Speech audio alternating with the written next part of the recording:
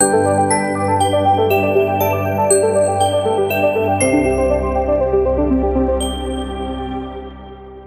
back. Now, one of the ways we can personalize or give life to the sales presentation that we're going to be using is to add images.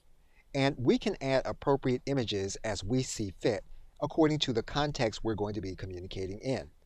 One of the other things that we can do with ChatGPT is we can ask the chatbot what kind of images would be appropriate for this particular sales presentation.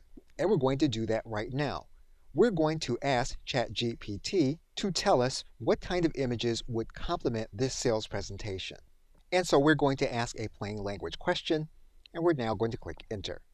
Now that we have ideas on what we're going to add as images, and we have a specific number, we're now going to go back to ChatGPT and we're going to ask it to give us prompts to place inside of an image creator. And so we're going to write the first query, knowing that we may need to rewrite the query until we get what it is that we want.